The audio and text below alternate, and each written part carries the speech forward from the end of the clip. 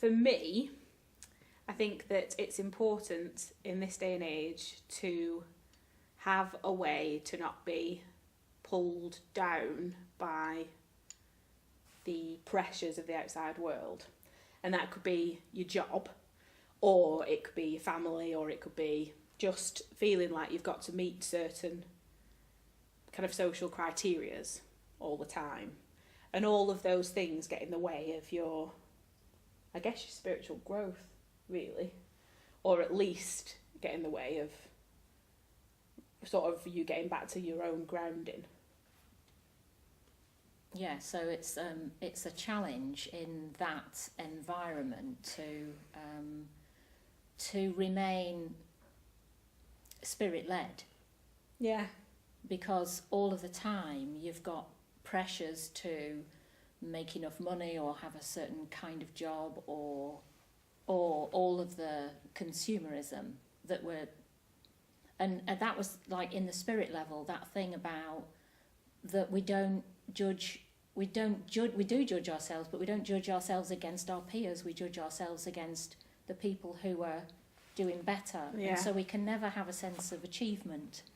And that lack of a sense of achievement is a pressure. Yeah. And it's a pressure that kind of works against being spirit-led. Well, it's if those are the principles that you learn to live your life by, and that we're all kind of indoctrinated is a bit of a strong word, but we're all kind of taught to live that way, you start to treat your own spiritual development that way. So you're thinking you're supposed to be reaching some kind of divine plane, or do you know what I mean? Yeah. But actually, that's not. The more that you're reaching for other things, the less that you see in what's already there. Yeah. Basically, I think. And I personally tend to find that I'm sitting in meeting, and the first kind of 10-15 minutes or so is what I've not done.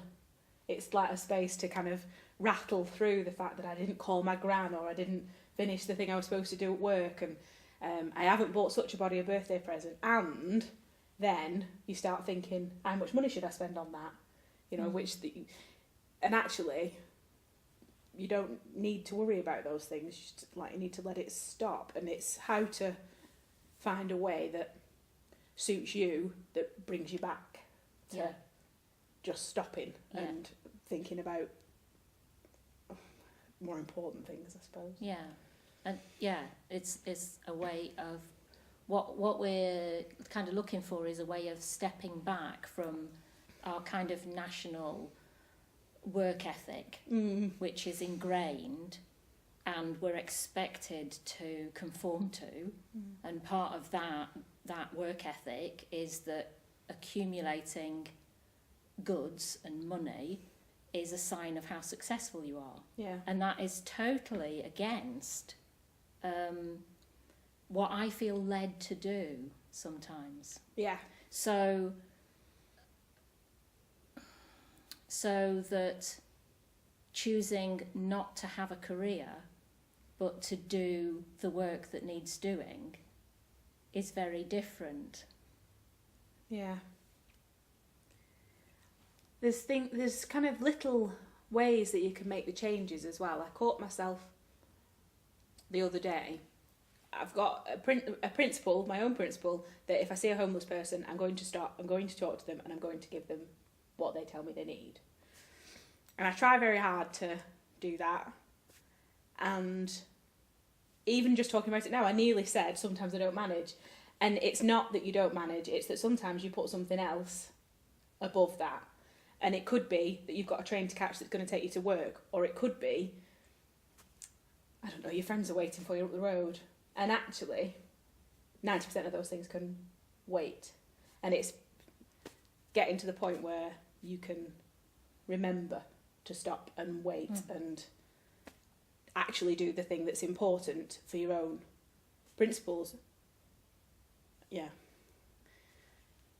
Yeah, so when we talked about the possibility of doing this course, as you know, we both have experience of teaching, And so having been teaching for 30 years, it's not, the teaching part of it is straightforward.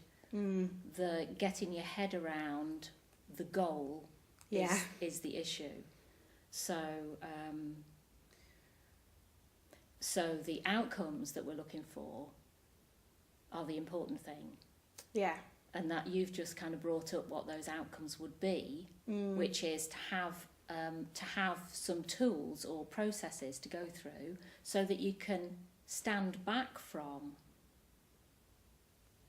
the situation, and get back into a place where you remember what your own values are and put those above the things that you're taught to believe are important. Yeah. We were talking earlier when we were planning the course. We were talking about how we've both been quite lucky to be in situations where the reality of other people's lives hits home quite quickly and intensely, and it's almost like a get out of jail free card in this towards contentment idea, because you have the way that situation made you feel, and you can recall that. And I worried for a while whilst we were thinking about this course that other people might not have that experience. But actually, I think as Quakers, we've sort of inherently got the ability to put ourselves in other people's situations. And I wonder if that might be one of the ways that we end up talking about during the course, about just remembering, about walking in other people's shoes, I suppose. Maybe. So what we were thinking was that we would have some time of introduction of the subject and some reflection on how things are right now, what the pressures are, what the pulls and tugs are on, as you're trying to head from A to B, that there are various pressures along the way. Yeah, I think that bit might take a bit longer than we originally thought. It might do. And then to practice some different processes for maintaining your course. Yeah. And ensuring, as far as possible, and we're none of us perfect, but that you're aiming in the right direction. And remembering also that you have to keep nudging yourself to keep you in the right place. You can't transform into another kind of person, but you can have tools to keep nudging yourself back on track.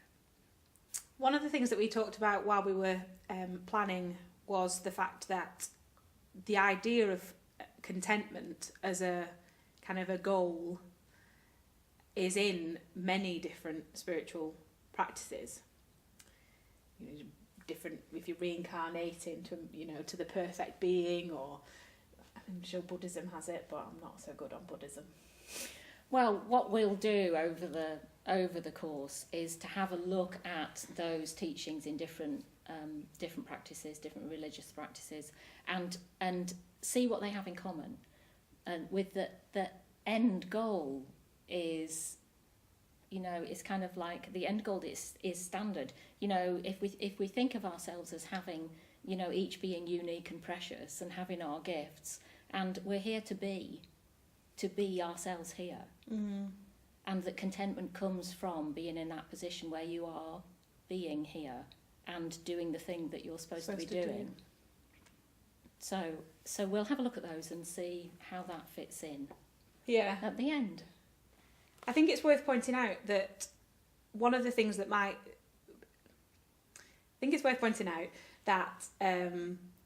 this course could actually act as a way that a person might choose to bring themselves back to the plan, that the direction or whatever, the journey. You don't have to be somebody that's thinking it's all been too much for me and my job's getting too much for me and I'm sick of consumerism and I'm sick of the way that the world is. It could be that you're already on a path to how you think that you can develop and grow in that way. and this might serve as a nice way to kind of provide a thinking space and provide a sounding board and provide a way to bring you back to your spiritual practices, or and teach you some new ones as well. Yeah.